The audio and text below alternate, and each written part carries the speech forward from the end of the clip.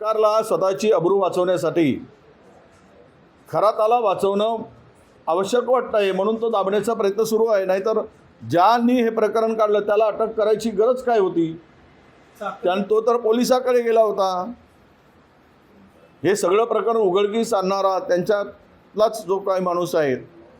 आणि हे अलीकडे हे भोंदूगिरी खूप वाढली आहे ना. तो एक कीर्तनकार पाहिला ना, थोरात, काय गोष्टी करायच्या आणि अल्पवयीन मुलीवर बलात्कार केला आहे.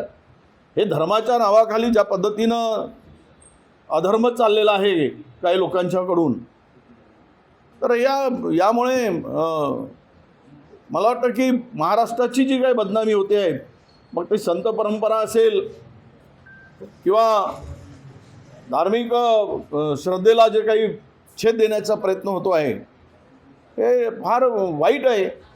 आणि त्यांना वाचवण्याचा प्रयत्न झाला तर आम्ही रस्त्यावर उतरू आणि थोराताला आणि थोरांताच्या बरोबर खरातांच्या बरोबर असणाऱ्यांना, खरात आणि त्यांच्याबरोबर असणाऱ्यांना कोणत्याही परिस्थितीमध्ये कारवाई झाली पाहिजे, यासाठी आमचा आग्रह राहणार. चाकणकर म्हटलं की महिला आहे म्हणून मला टार्गेट केलं जाते. असं आहे, पुरुषांनी आणि महिलांनी आपल्या मर्यादा ठेवून वागलं पाहिजे. आपण जर आपल्या मर्यादांचं उल्लंघन, त्या पदावर कुठे बसलो आहोत त्या पदाचा मान गरिमा ठेवून वागलं पाहिजे. मग कोणी कोणाला टार्गेट करणार नाही.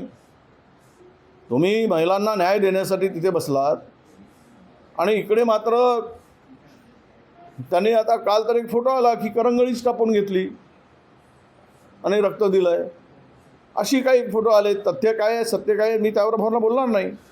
पण हे जे काही चाकणकरांचं एकूण त्या प्रकरणामध्ये जेवढा त्या खरातावर त्यांनी जे पद्धतीनं वागलेत ते योग्य नाही, म्हणून त्यांना बोलण्याचा अधिकार नाही. विजय खरातांना जे पाणी दिलं होतं ते महाविकास आघाडीच्या सरकारच्या काळात गेलं होतं असा आरोप होता. नाही, ते तर आहेत. उद्या नेहरूवरही आरोप करतील ते. बेशरमांना मर्यादा कुठे राहिल्या आहेत? म्हणजे बेशरमकी जर धरली, स्वतःचं पाप जर ढाकायचं असेल तर ते कुणावरही आरोप करतील. त्यांच्या काय याला म्हणजे अशीच पद्धत चालली आहे ना. देशाचे पंतप्रधानही तसेच करतात, इथली मंडळी तशीच करतील. उद्धव ठाकरे मुख्यमंत्री होते, त्या कॅबिनेटमध्ये तुम्ही पण होते, ज्या कॅबिनेटमध्ये हा ठराव निघाला. काय हा जो GR निघाला होता खरातांच्या ट्रस्टला पाणी देण्याचा, त्या कॅबिनेट. हे बघा, ट्रस्टला पाणी देण्याचा विषय म्हणजे त्याला काही आम्ही ते कोणतं अशोक नावाचं जल देण्यासाठी दिलं काय?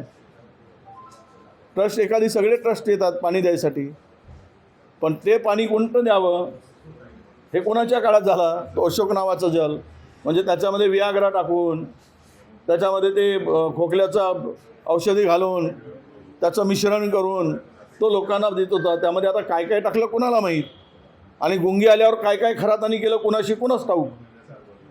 अरविंद शिंदे यांनी रुपाली चाकणकर यांचं समर्थन केलं होतं काँग्रेसचे. मी बोललो ना आता, ऍप्स्टीन फाईल संदर्भामध्ये मोर्चा काढला जाणार आहे नागपूरच्या संघ मुख्यालयावरती.